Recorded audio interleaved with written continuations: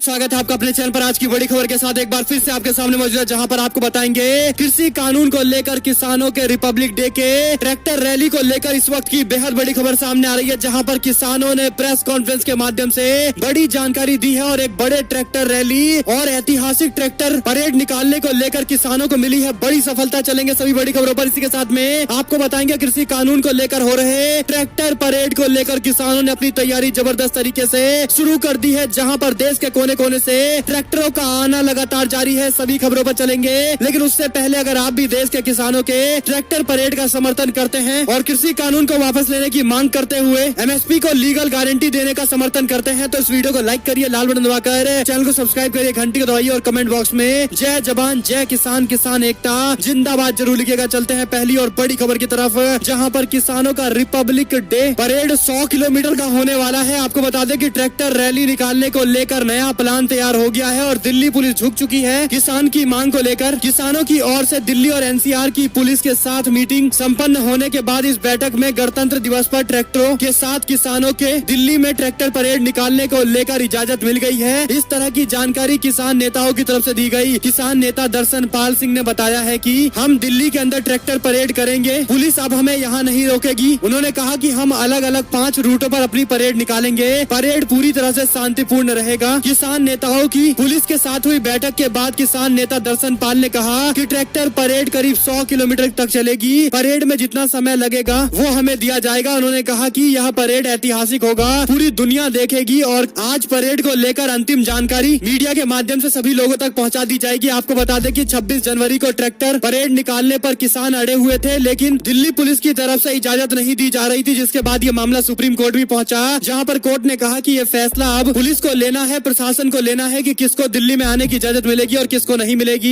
जिसके बाद किसान नेताओं और पुलिस प्रशासन के बीच में बातचीत के बाद ये रास्ता निकलकर सामने आया है। इसकी अपडेट खुद किसान नेताओं ने दी है। इसी के साथ में आपको बताते चले कि किसानों ने दावा किया है कि दिल्ली के अंदर 26 जनवरी को ट्रैक्टर परेड में बड़ी संख्या में ट्रैक्टर लेकर किसान शामिल होने वाले हैं और इसी के साथ में आसपास के सभी क्षेत्रों के किसानों से कहा गया कि वो आकर एक बार ऐतिहासिक ट्रैक्टर परेड का हिस्सा बने। और इसी के साथ में रुक करते हैं एक और बड़ी अपडेट की तरफ, जहाँ पर अम्बाला में भारी संख्या में ट्रैक्टर लेकर दिल्ली परेड के लिए रवाना हो गए हैं किसान। आपको बता दें कि आ रही बड़ी जानकारी की माने तो केंद्र सरकार और किसानों के जत्थेबंदियों के बीच में चल रही वार्ता विफल होने के बाद अब किसान गणतंत्र दिवस परेड के साथ ही दिल्ली रिंग रोड पर रैली निकालने का मन बना चुके हैं। किसान जत्थेबंदियों ने हरियाणा, पंजाब सहित अन्य राज्यों के किसानों को ज्यादा से ज्यादा संख्या में दिल्ली में पहुंचकर इस परेड में शामिल होने का आग्रह किया है, जिसके चलते अम्बाला में भारी संख्या में ट्रैक्टर लेकर किसान दिल्ली की तरफ रवाना हो गए हैं और किसानों ने एक के पीछे एक ट्रैक्टर जोड़े और ट्रैक्टरों पर किसान यूनियन के झंडे के साथ भारत के तिरंगे को लगाकर दिल्ली रवाना हो गए हैं। और इसी के साथ में किसान नेताओं ने कहा कि दिल्ली में परेड को कामयाब बनाने का मकसद पूरा होगा और बड़ी संख्या में ट्रैक्टर लेकर किसान दिल्ली पहुंच रहे हैं। यानी इतिहास में पहली बार होगा जहां पर दिल्ली के अंदर जवान और किसान एक साथ परेड में हिस्सा लेंगे। और रुक करते हैं एक और बड़ी अपडेट की तरफ, जहां पर दोस्तों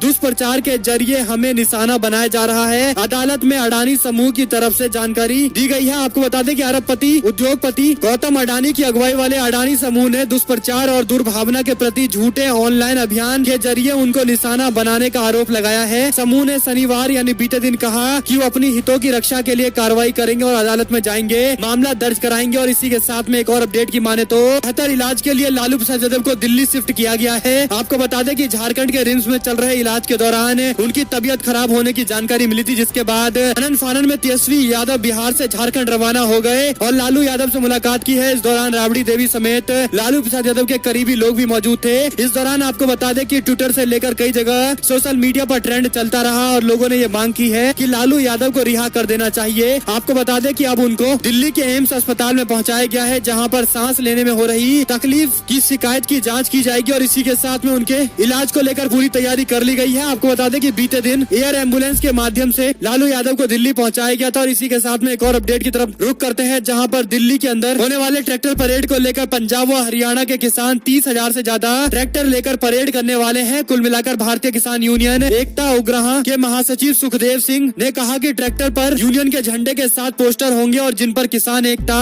जिंदाबाद लिखा होगा, किसान नहीं तो भोजन नहीं के नारे लगे होंगे। और एक और अपडेट की माने तो सिंघू बॉर्डर के शूटर का सच सामने आया है, जहां पर हरियाणा पुलिस ने जानकारी देते हुए बताया है कि सिंघू बॉर्डर पर पकड़ा गया युवक सोनीपत का है और वह बेरोजगार है और इसी के साथ में शख्स शूटर भी है। यानी कुल मिलाकर जिस तरह से किसान नेताओं के सामने इस शख्स ने मीडिया के सामने ये जानकारी दी थी और बहुत सी बातें बताई थी, साजिश का खुलासा किया था, उसके बाद से इस शख्स को पुलिस के हवाले किया गया, जिसके बाद पुलिस की तरफ से ये 2 जानकारी दी गई है। साथ ही साथ आपको बता दें कि सोशल मीडिया पर एक वीडियो भी है जिसमें शख्स ने दावा किया है कि किसानों की तरफ से उस पर दबाव बनाया गया और इसीलिए उसने उस तरह के बयान दिए जिसमें साजिश होने का आरोप लगाया था। कुल मिलाकर ये बड़ी अपडेट इसलिए भी है क्योंकि किसानों के आंदोलन को लेकर जो साजिश का मामला है काफी आगे तक पहुंचता हुआ दिखाई दे रहा है और यहाँ तक कि किसान नेताओं ने पूरे मामले पर जांच की बात कही है। इसी के साथ में कहा है कि इस तरह की अगर कोई साजिश है तो इसका खुलासा जरूर होना चाहिए क्योंकि बेहद गंभीर मामला है। रुक करते हैं एक और बड़ी अपडेट की तरफ, जहाँ पर मध्य प्रदेश के अंदर कांग्रेस पार्टी के कार्यकर्ताओं ने दिखाई अपनी ताकत और किसान आंदोलन का समर्थन करने के लिए मध्य प्रदेश में जमकर कांग्रेस पार्टी के कार्यकर्ताओं ने विरोध जताया। बाद में पुलिस की तरफ से लाठी भी भांजी गई, वाटर कैनन का इस्तेमाल किया गया और पूर्व सीएम दिग्विजय सिंह को 106 नेताओं और कार्यकर्ताओं के साथ गिरफ्तार किया गया है। इस दौरान पार्टी के सारे बड़े कार्यकर्ता नेता मौजूद थे। कुल मिलाकर धारा 151 की कार्रवाई के बाद जमानत पर छोड़ा गया है। आपको बता दें किसान आंदोलन के समर्थन में शनिवार को भोपाल में कांग्रेस ने प्रदर्शन किया। प्रदर्शन के दौरान कांग्रेस पार्टी के प्रदेश अध्यक्ष कमलनाथ की अगुवाई में कार्यकर्ताओं ने भोपाल के जवाहर चौक पर जुटे। उन्होंने राजभवन तक मार्च निकाला और इसी के साथ में कांग्रेस पार्टी के नेताओं और कार्यकर्ताओं को रोका गया, जिसके बाद पुलिस ने लाठी भी भांजी और इसके बाद कांग्रेस पार्टी के कार्यकर्ताओं नेताओं समेत दिग्विजय सिंह, जयवर्धन सिंह, कैलाश मिश्रा, पीसी शर्मा समेत कई और कार्यकर्ताओं को हिरासत में लिया गया। धारा 151 के तहत कार्रवाई की गई है। एक और जानकारी की माने तो गुजरात के अंदर 25 सालों से भी अधिक पुराने 200 से ज्यादा भाजपाइयों ने कांग्रेस पार्टी का दामन थामा है। आपको बता दें कि ये अपडेट है गुजरात के सूरत से, जहां पर गुजरात में होने वाले स्थानीय निकाय के चुनाव से पहले भाजपा और कांग्रेस पार्टी के नेताओं में कार्यकर्ताओं में दल बदलने की होड़ लगी हुई है, जिसमें चुनाव आचार संहिता होने के पहले दोनों दलों के कार्यकर्ताओं ने अपने अपने पक्ष में शामिल करने को लेकर पुरजोर कोशिश कर रहे हैं। इसी कड़ी में बारडोली क्षेत्र के अंदर भाजपा के 25 साल से अधिक पुराने 200 से अधिक कार्यकर्ताओं ने कांग्रेस पार्टी के पंजे का दामन थामा है। कांग्रेस पार्टी से जुड़े लोगों ने बताया कि सूरत जिले के बारडोली तहसील के उप सरपंच और ग्राम पंचायत के सदस्य समेत कई सारे नेता कांग्रेस में शामिल हो गए हैं जो बीजेपी के पुराने नेता रहे हैं और ऐसे में पार्टी के हमेशा से लॉयल रहे हैं, लेकिन अब वह कांग्रेस पार्टी में शामिल होकर कांग्रेस पार्टी के समर्थन की बात कर रहे हैं। एक और अपडेट की माने तो बालाकोट चैट मामले को लेकर अर्नब गोस्वामी की मुश्किलें बढ़ती हुई दिखाई दे रही है। गृह मंत्रालय कर सकता है बड़ी कार्रवाई, गृह मंत्री बोले। कहा कार्रवाई के लिए कानूनी राय ले रही है सरकार। आपको बता दें कि लीक व्हाट्सएप के मामले को लेकर रिपब्लिक टीवी के editor in chief Arnab Goswami की मुश्किलें बढ़ती जा रही है। बालाकोट एयर स्ट्राइक से जुड़ी चैट के मामले को लेकर एक्शन में महाराष्ट्र सरकार कानूनी राय ले रही है। सरकार राय ले रही है कि क्या इस बातचीत को लेकर अर्नब गोस्वामी के खिलाफ ऑफिशियल सीक्रेट एक्ट के तहत मामला दर्ज हो सकता है। महाराष्ट्र के गृह मंत्री अनिल देशमुख ने इसकी पुष्टि की है। गृह मंत्री अनिल देशमुख ने एक प्रेस कॉन्फ्रेंस के दौरान यह कहा कि राज्य ने केंद्र सरकार से भी यह जानना चाहा है कि अर्नब गोस्वामी के हमले के बारे में संवेदनशील जानकारी कैसे मिल गई है और इस पूरे मामले पर कानूनी कार्रवाई किस तरह से की जा सकती है। इसको लेकर भी वकील से राय ली जा रही है और कुल मिलाकर लीगल एक्सपर्ट को भी कार्रवाई करने से पहले पूछा जा रहा है। रुक करते हैं एक और बड़ी अपडेट की तरफ, जहां पर यूपी में पंचायत चुनाव को लेकर निषाद पार्टी ने बीजेपी से दूरी बना ली। अकेले दम पर पंचायत चुनाव लड़ने का ऐलान किया है। आपको बता दें कि समाजवादी पार्टी का साथ छोड़कर 2019 के लोकसभा चुनाव में बीजेपी से गठबंधन करने वाली निषाद पार्टी अपने दम पर पंचायत चुनाव लड़ेगी। निषाद पार्टी ने कई मुद्दों को लेकर अपने दम पर चुनाव लड़ने का ऐलान किया है। आपको बता दें कि निषाद पार्टी ने कई मुद्दों को लेकर अपने सख्त तेवर दिखाने शुरू कर दिए हैं। पार्टी ने आगामी दिनों में होने वाले यूपी के पंचायत चुनाव के दौरान जिला पंचायत सदस्य की सभी सीटों पर अपने प्रत्याशी उतारने का ऐलान किया है। इतना ही नहीं, मछुआ बिरादरी को एससी में शामिल न किए जाने के मुद्दे पर पार्टी विधानसभा चुनाव के दौरान अपने प्रत्याशी उतारने की योजना बना रही है। आपको बता दें कि मछुआ बिरादरी को एससी में शामिल करने का अल्टीमेटम उनकी ओर से दिया गया है। निषाद पार्टी के राष्ट्रीय अध्यक्ष डॉक्टर संजय निषाद ने मीडिया से बातचीत के दौरान सत्ताधारी बीजेपी पर हमला बोलते हुए वादा खिलाफी का आरोप लगाया है। संजय निषाद ने कहा है कि गठबंधन के दौरान बीजेपी ने मछुआ समुदाय को एससी में शामिल करने का वादा किया था, लेकिन समय बीतने के साथ ही बीजेपी अपने वादे भूल गई। इस वजह से मछुआ समुदाय में बहुत ज्यादा आक्रोश है। उन्होंने यह भी कहा कि आगामी विधानसभा चुनाव तक बीजेपी अपने वादे के मुताबिक मछुआ बिरादरी को एससी में शामिल नहीं करती है तो सभी सीटों पर अपने प्रत्याशी उतारेंगे। डॉक्टर संजय निषाद ने दावा किया है कि निषाद बहुल 100 विधानसभा की सीटें हैं जहां पर उनकी पार्टी जीत हासिल करने में सक्षम है। और इसी के साथ में आपको बताते चले कि दिल्ली में 26 जनवरी को प्रस्तावित ट्रैक्टर परेड को लेकर हरियाणा के किसानों ने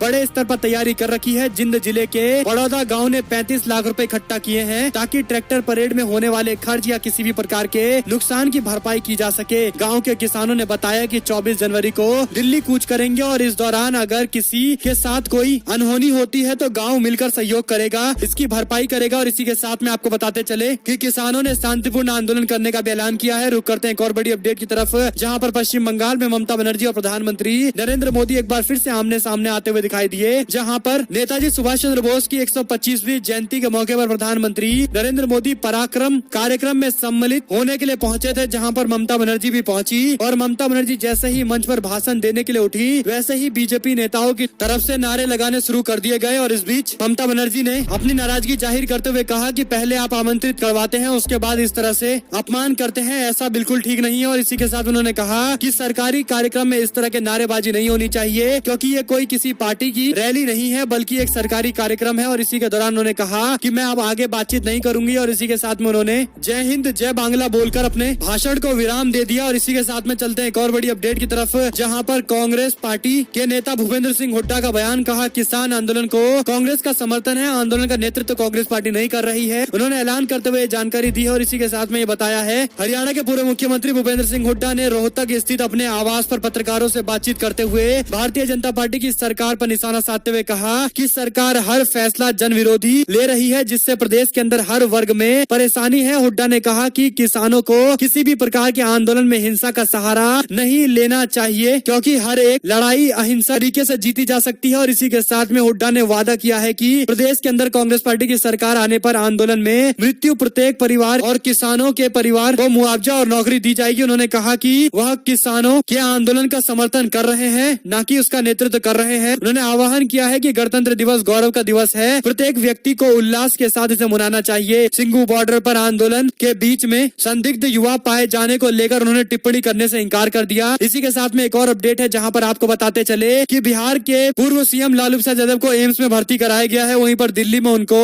वेंटिलेटर और ऑक्सीजन युक्त कमरे में रखा गया है। और इसी के साथ में आपको बताते चले कि प्रधानमंत्री नरेंद्र मोदी के पराक्रम कार्यक्रम को लेकर ममता बनर्जी का बयान, कहा मुझे समझ में नहीं आता कि ये पराक्रम क्या है। नेताजी सुभाष चंद्र बोस तो एक देशभक्त थे और उनकी तरफ से ही योजना आयोग का नाम दिया गया था, लेकिन प्रधानमंत्री नरेंद्र मोदी बीजेपी सरकार ने उसका नाम बदल दिया। और इसी के साथ में रुक करते हैं एक और बड़ी अपडेट की तरफ, जहां पर दोस्तों बंगाल के अंदर बोर्ड के परीक्षा से पहले ही बंगाल में चुनाव होंगे, राज्य पुलिस की तैनाती नहीं होगी, इस तरह की भी जानकारी मिल रही है। एक और अपडेट की माने तो दिल्ली के अंदर आम आदमी पार्टी को एक तगड़ा झटका लगा है। आपको बता दें कि एम्स के अंदर सुरक्षा कर्मियों से मारपीट के मामले को लेकर आम आदमी पार्टी के विधायक सोमनाथ भारती के खिलाफ कोर्ट ने आदेश दिया है। और इसी के साथ में कोर्ट की तरफ से 2 साल की सजा और 1 लाख रुपए के जुर्माने की बात कही गई है। आपको बता दें कि दिल्ली की एक अदालत ने आम आदमी पार्टी के विधायक सोमनाथ भारती को अखिल भारतीय आयुर्विज्ञान संस्थान के कर्मचारी से मारपीट के मामले को लेकर दोषी पाया है। इसके तहत सोमनाथ भारती को 2 साल की सजा और 1 लाख रुपए जुर्माना की बात कही गई है। इसके साथ ही अदालत ने यह भी कहा है कि जुर्माना न भरने पर 1 महीने की अतिरिक्त सजा भुगतनी पड़ेगी। आपको बता दें कि अदालत अखिल भारतीय आयुर्विज्ञान संस्थान में 2016 के अंदर सुरक्षा कर्मियों पर कथित हमले के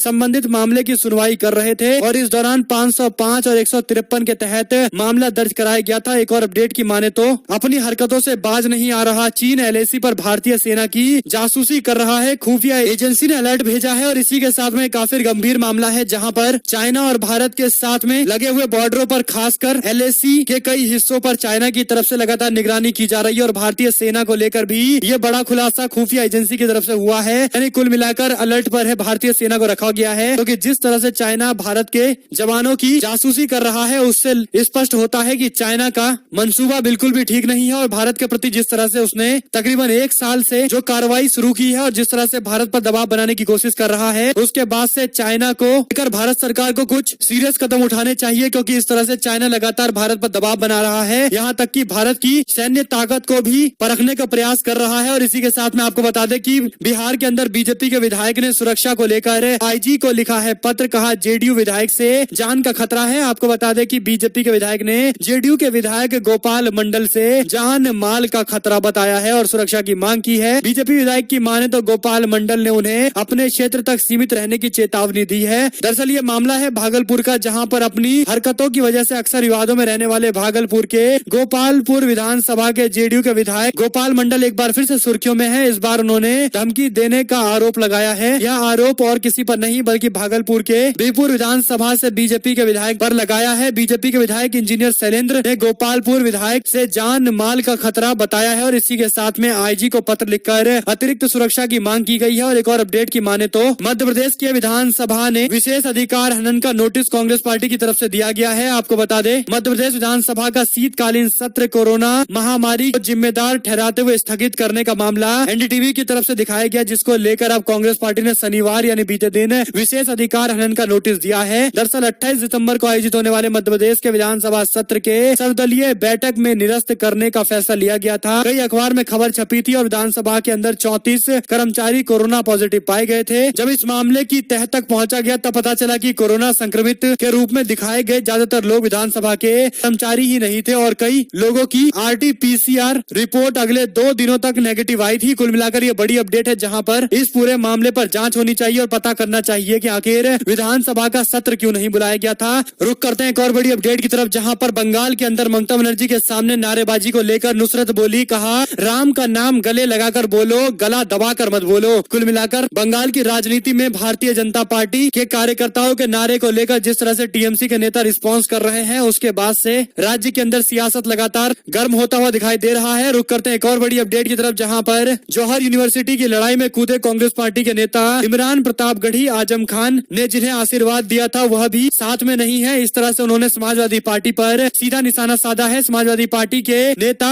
आजम खान की जौहर यूनिवर्सिटी मामले को लेकर कांग्रेस पार्टी के नेता इमरान प्रतापगढ़ी उनके समर्थन में आ गए। उत्तर प्रदेश के रामपुर पहुंचे प्रतापगढ़ी ने आजम खान की पत्नी तंजीम फातिमा से मुलाकात की। उन्होंने कहा कि इसे राजनीतिक मुलाकात के तौर पर न देखा जाए, यह शिष्टाचार भेंट है। उन्होंने मीडिया से बात करते हुए कहा कि मौलाना मोहम्मद अली जौहर कांग्रेस के अजीम सिपाही रहे हैं, ऐसे में जौहर विश्वविद्यालय को बचाए रखना हमारी जिम्मेदारी है, हम हमेशा इसके लिए खड़े हैं। इस दौरान प्रतापगढ़ी ने एसपी प्रमुख अखिलेश यादव पर भी निशाना साधा। उन्होंने बिना नाम लिए कहा कि जौहर विश्वविद्यालय पर लगातार हमला हो रहा है, लेकिन उनकी पार्टी का कोई नेता इसके लिए खड़ा नहीं हो रहा है। वे लोग उनका साथ देने के लिए आगे नहीं आ रहे हैं जिन्हें उन्होंने आशीर्वाद दिया था। इसलिए मैं पार्टी पॉलिटिक्स से ऊपर उठकर आजम खान की पत्नी से मिलने के लिए रामपुर आया हूँ। कुल मिलाकर उन्होंने कहा कि अल्पसंख्यकों को परेशान करने के लिए सरकार इस तरह की कोशिश कर रही है और सरकार को मजा आ रहा है अल्पसंख्यकों को परेशान करके।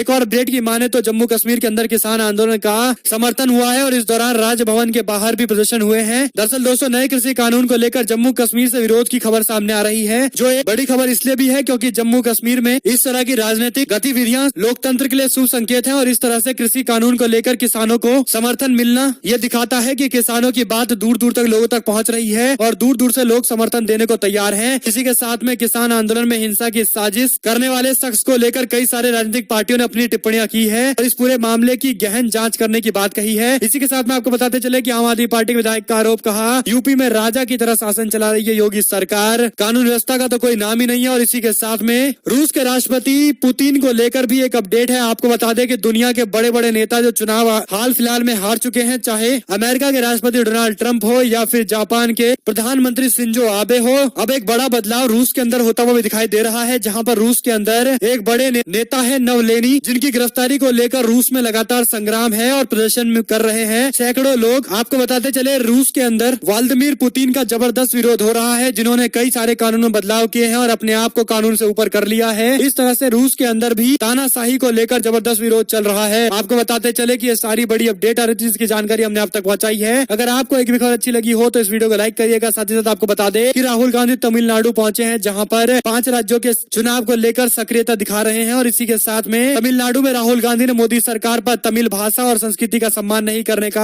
आरोप लगाया है। इसी के साथ में पेट्रोल के दाम 100 रुपए से ऊपर जाने की स्थिति में दिखाई दे रहे हैं और कुल मिलाकर भारत के अंदर पहली बार पेट्रोल इतने शीर्ष पर पहुंच चुका है। और इसी के साथ में आपको बता दें कि बीजेपी के सांसद साक्षी महाराज, जो हमेशा एक विवादित बयान देते हैं, एक और विवादित बयान देते हुए दिखाई दिए, जहां पर उन्होंने कांग्रेस पार्टी पर आरोप लगाते हुए कहा कि नेताजी की हत्या कांग्रेस पार्टी ने कराई थी। इसी के साथ में देश का मिजाज बताता है कि कांग्रेस पार्टी की वापसी के लिए राहुल गांधी, प्रियंका गांधी से ज्यादा मनमोहन सिंह पर लोगों का भरोसा है। इस तरह का मीडिया के एक सर्वे में पता चला है। हालांकि ये कितना सच है इस पर तो आप लोग की टिप्पणी से ही पता चलेगा। चलते हैं एक और बड़ी अपडेट की तरफ, जहां पर अशोक गहलोत और आनंद शर्मा के बीच में बहस को लेकर आपको बता दें कि एक और बड़ी खबर है, जहां पर आनंद शर्मा ने अशोक गहलोत पर मौखिक चाटुकारिता का आरोप लगाया और कुल मिलाकर ये सारी बड़ी अपडेट आ रही थी। अगर आपको एक भी खबर अच्छी लगी हो तो इस वीडियो को लाइक करिएगा, लाल बटन दबाइए, चैनल को सब्सक्राइब करिए, घंटी दबाइए, हमारे साथ लगातार बने रहिए। जुड़ने के दोस्तों का बहुत बहुत धन्यवाद। आप लोग देख रहे थे आपका अपना चैनल जय हिंद, जय भारत, वंदे मातरम।